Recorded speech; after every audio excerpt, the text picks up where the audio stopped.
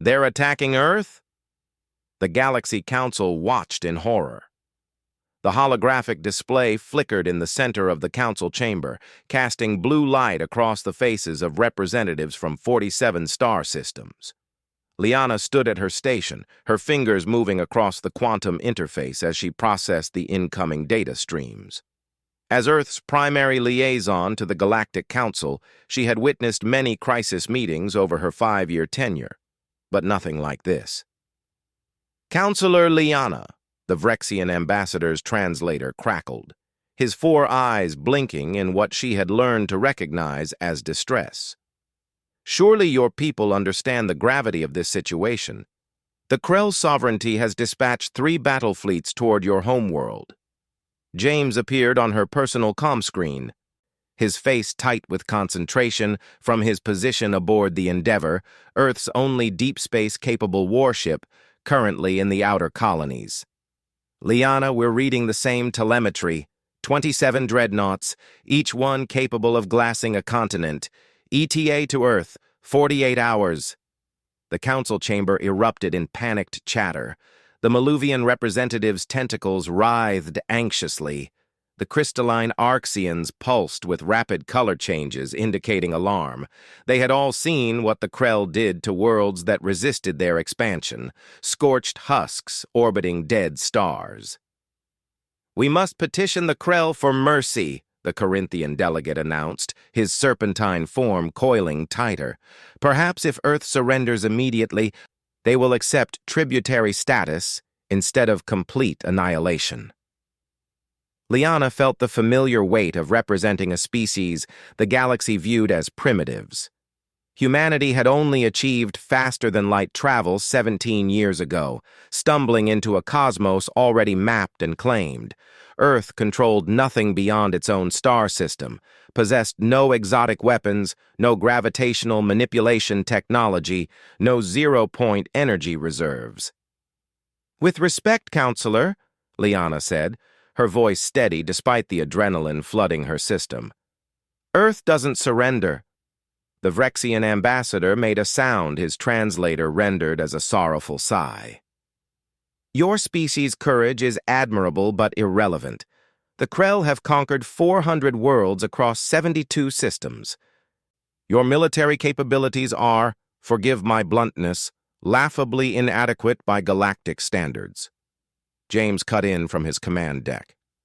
"Liana, the Endeavor can reach Earth in 36 hours if we push the drives to Redline.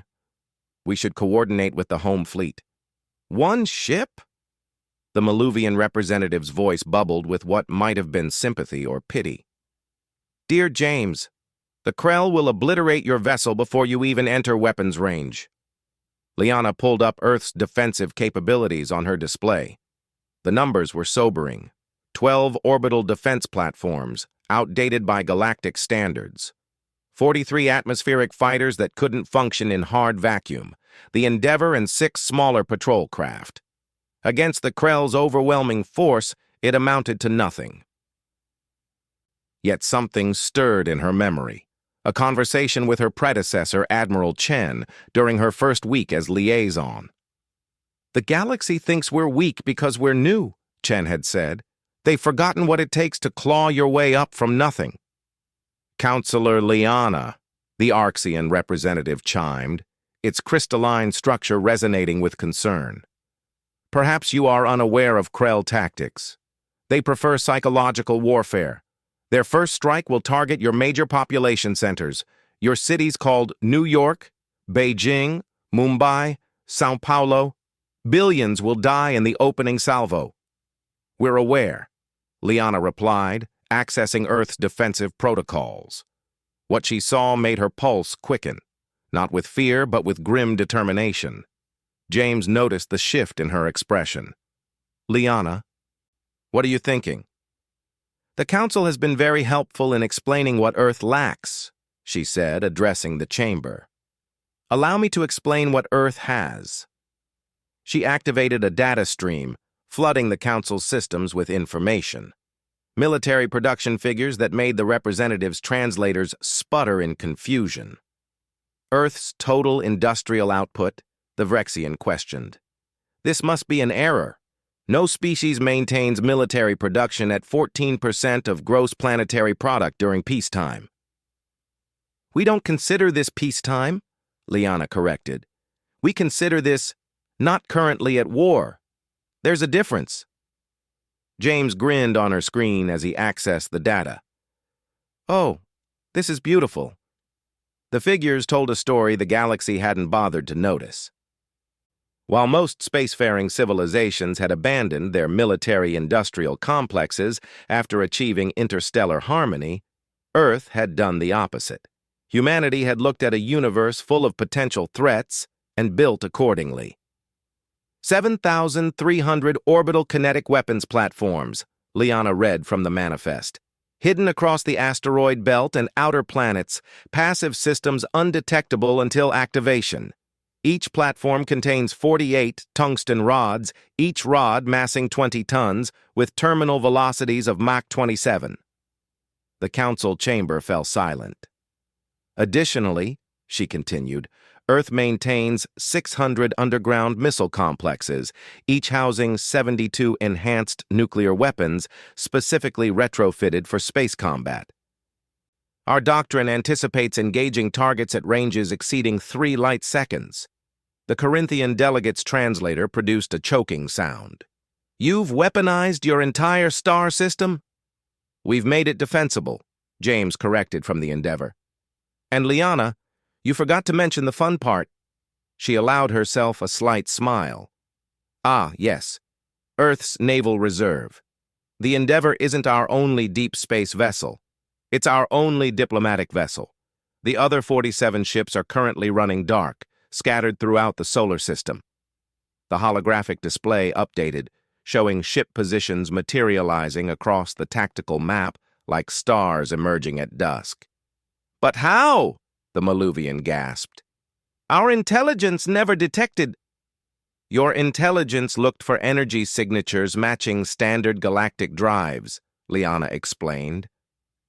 Earth uses older, dirtier fusion systems, less efficient, harder to detect, and we've had them running on minimum power for 3 years, waiting. James stood from his command chair, his bridge crew visible behind him, already moving to battle stations. Council members, with respect, Earth appreciates your concern.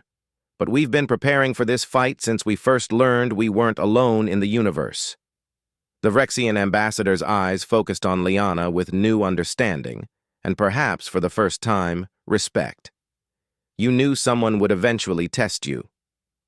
We hoped we were wrong, Liana admitted, but we planned like we were right. The Krell fleet would arrive in 48 hours expecting easy prey.